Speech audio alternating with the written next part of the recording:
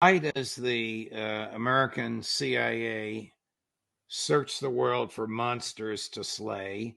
Why did it dislodge the popularly elected Pakistani Prime Minister Imran Khan 2 years ago and incarcerate him on a phony charge?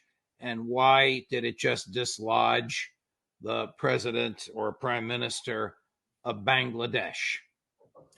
Well, let me clarify one point. In both the case of Pakistan and Bangladesh, I don't know what the CIA role was per se, but it was a U.S. government role, almost surely in Pakistan, and quite possibly in Bangladesh.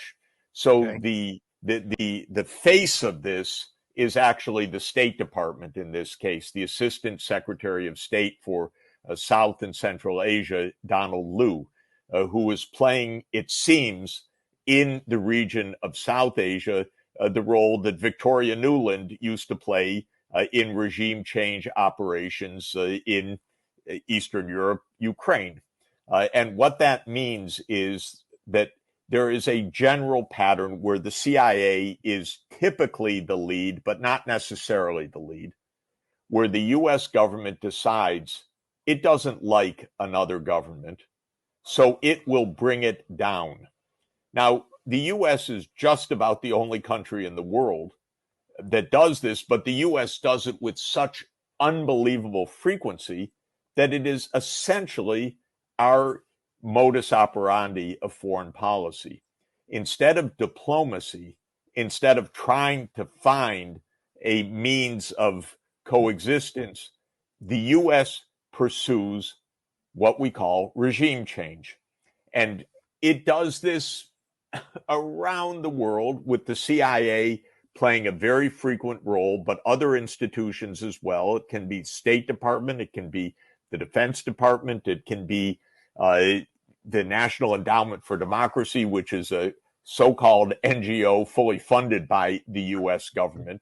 But it all means that the U.S. is using supposedly deniable means to determine other countries' governments. Sometimes it's by fomenting a literal military coup, and sometimes by an assassination, sometimes by marching a president out of his office and onto a CIA unmarked airplane and flying him halfway around the world, as the United States did when it deposed the president of Haiti. In the case of Pakistan that I have written about, Imran Khan, the prime minister, was trying to maintain relations with Russia and China and the United States and saying, we don't want to take sides. This is the worst offense in the U.S. regime change playbook. If you're not with us, you're against us. And so the United States decided that Imran Khan had to go. And in this particular instance, Donald Lu, the Assistant Secretary of State for that region for Pakistan,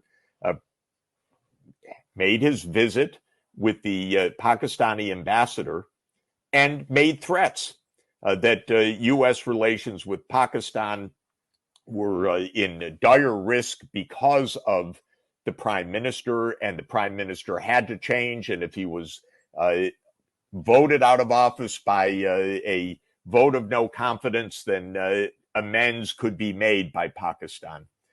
And this was relayed back by the Pakistani ambassador to Pakistan, and the machinery started to depose the prime minister, which happened the following month.